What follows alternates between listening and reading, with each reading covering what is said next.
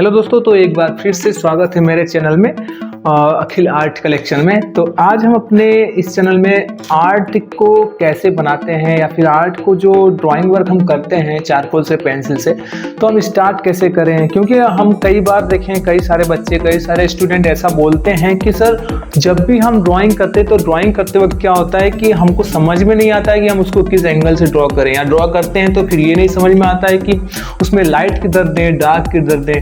हाँ, कई बार ऐसा होता है कि वो कंट्रास्ट लाइट देंगे और कंट्रास्ट डार्क दे देंगे, मतलब पूरा डार्क, पूरा लाइट। उसमें जो वेरिएशंस है टोन का, वो वेरिएशंस नहीं आता है। जैसे कि अगर मैं आपको ड्राइंग दिखाऊं, कुछ ये मेरे ड्राइंग है जो मैंने डायरेक्ट चारकोल से किया है। तो चारकोल का यूज करके जो मैंने ड्राइंग किया है उसमें अलग अलग तरीके के, इसमें आप देख सकते हैं कि ये चारकोल का ड्राइंग है, इसमें लाइट और डार्क है, केवल डायरेक्ट डार्कनेस नहीं है। ये भी चारकोल का, इसमें लाइट भी है, डार्कनेस भी है, मैक्सिमम डार्क है और मैक्सिमम लाइट भी है, मिडिल टोन भी है।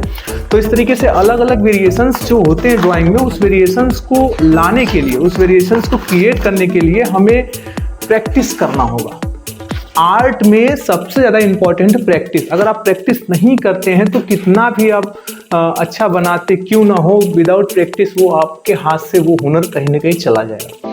आपको उस स्किल को डेवलप करना है तो उस स्किल के लिए आपको प्रैक्टिस हमेशा करते रहना पड़ेगा। क्योंकि अगर कोई क्रिकेटर है, कोई बॉलर है क्रिकेट में, तो वो बॉलिंग प्रैक्टिस नहीं करता है, सोचे कि डायरेक्ट फाइनल में मैं करूँगा तो बहुत अच्छा होगा। कोई क्रिकेटर है बहुत अच्छा, सोचे कि हम फाइनल में खेलेंगे, बहुत अच्छा शॉट मारेंगे, बाकी दिन प्रैक्टिस नहीं करेगा, तो वो पॉसिबल नहीं है। क्योंकि जैसे जैसे टास्क मिलते हैं वैसे वैसे उसको अपने सिचुएशंस को जैसे बदलता है वैसे अपने आप को बदलना पड़ता है, प्रैक्टिस को बदलना पड़ता है। तो आप जब भी आर्ट, कोई भी आर्ट हो, तो आप उसके लिए इम्पॉर्टेंट ये है कि आप प्रैक्टिस कितना करते हैं।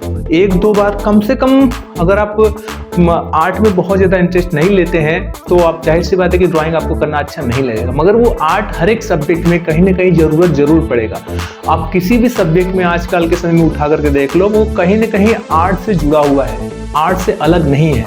तो आर्ट एक ऐसा सब्जेक्ट है ना, अगर आप इसमें स्किल कमांड पा लिए तो वो हर एक सब्जेक्ट में आपके काम आने वाला है। मैं कई बार एग्जाम में देखता हूँ, बच्चे एग्जाम लिखते हैं, डायग्राम बनाने को आता है तो ऐसे ही रफली डायग्राम बना देते हैं। तो डायग्राम रफली बनाने के बाद कुछ क्लियर नहीं होता है। क्यों, कई बार ऐसा होता है कि अगर डायग्राम आप अच्छा बना दिए तो उस डायग्राम को देख करके कितने सारी चीजें आप लिख लेते हैं, कितने सारे उसके डिस्क्रिप्शन जो होते हैं उस डायग्राम को देखकर लिख लेते हैं। तो इसके लिए आपको प्रैक्टिस होना बहुत जरूरी है। कम से कम वीक में 2 दिन आप आर्ट के लिए टाइम निकालो, प्रैक्टिस करो।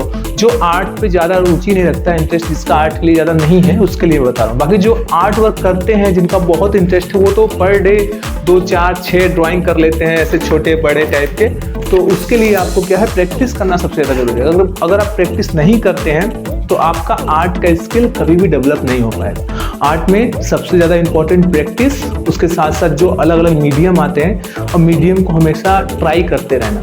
जो आर्टिस्ट हैं, जो आर्ट वर्क करते हैं, उनके लिए बता रहा हूँ, हमेशा समय समय अलग अलग मीडियम को ट्राई करते रहना। क्योंकि आपको पता चल सके कि कौन सा मीडियम किस तरीके का है, कौन सा कंफर्टेबल होगा आपके करने के लिए, कौन से मीडियम को किस तरीके से हम यूज कर सकते हैं। ये सब जानना एक आर्टिस्ट के लिए, एक बिगिनर आर्टिस्ट के लिए बहुत ज़रूरी है। ठीक है, तो मैं ज़्यादातर चारकोल से ड्राइंग करता हूँ, मगर चारकोल में अलग अलग टूल्स का यूज करके आप ब्लेंडिंग कर सकते हैं। स्पंज का यूज़ करिए, कॉटन का यूज करिए, फिंगर का यूज करिए, या फिर पेपर का यूज करिए, डायरेक्ट ब्लेंडिंग ब्रश का यूज करिए, मेकअप ब्रश का यूज करिए। तो ऐसे कई सारे मीडियम्स हैं जिसको आप यूज करके अपने चारकोल ड्राइंग को बढ़िया बना सकते हैं। और उस चारकोल ड्राइंग को बनाने के बाद उसको सेफ कैसे रखना है, इस पर चारकोल वगैरह हाथ में ना लगे, उसके लिए वार्निश मारो या फिर स्प्रे कर दो फिक्सर का, या फिर फेविकोल को वाटर मिक्स करके उसके ऊपर ब्रश से या फिर ऐसे स्प्रे से कर दो तो भी फिक्स हो जाएगा। तो इस तरीके से हम अपने ड्राइंग वर्क को बहुत ही आसानी से सेफ रख सकते हैं और अलग अलग तरीके से उसको बना सकते हैं। तो ओवरऑल मेरे इस वीडियो में आज बताने का मतलब ये था कि प्रैक्टिस अगर आप नहीं करते हैं तो आपका आर्ट का स्किल धीरे धीरे खत्म हो जाएगा। या फिर वो म्यूजिक का हो, आर्ट का कोई भी फील्ड हो, या फिर स्पोर्ट का कोई भी फील्ड हो, प्रैक्टिस बहुत बहुत बहुत ज़रूरी है। विदाउट प्रैक्टिस आप सब स्किल धीरे धीरे खो जाएंगे, कुछ नहीं कर सकते हैं। तो इसलिए प्रैक्टिस इम्पॉर्टेंट है हर एक तरीके के आर्ट वर्क करने के लिए।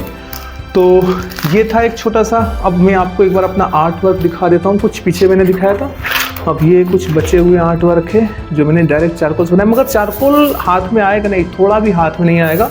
इस पर उसके ऊपर मैंने फिक्सर मारा है, मैंने फेविकोल का बना हुआ फिक्सर जो होता है स्प्रे बनाया है, मैंने उसे मारा है। आपको मैं दिखा देता हूँ, ये है मेरा फिक्सर जो फेविकोल को वाटर के साथ मिक्स करके मैंने बनाया है। तो इसी को मैं डायरेक्ट स्प्रे करता हूँ। 1 घंटे बाद पेपर पहले फोल्ड हो जाता है, फिर 1 घंटे बाद अपने एक्चुअल फॉर्म में आता है, हो जाता है फिक्सर वाला काम, फिर चारकोल हाथ में आता ही नहीं।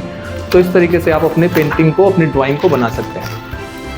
ठीक है, आज के लिए इतना ही। एक छोटा सा मैं आप लोग को मोटिवेट करने के लिए, फिर आर्ट वर्क को कंटिन्यू करने के लिए इस वीडियो को बनाया था, ताकि आप आर्ट ये ना दिमाग में रखें कि मुझे नहीं आता है, मैं नहीं कर सकता हूँ। आप प्रैक्टिस करिए, पहले बहुत गलत बनेगा, फिर धीरे धीरे वो डेवलप होते होते ऑटोमेटिक बढ़िया बनने लगेगा।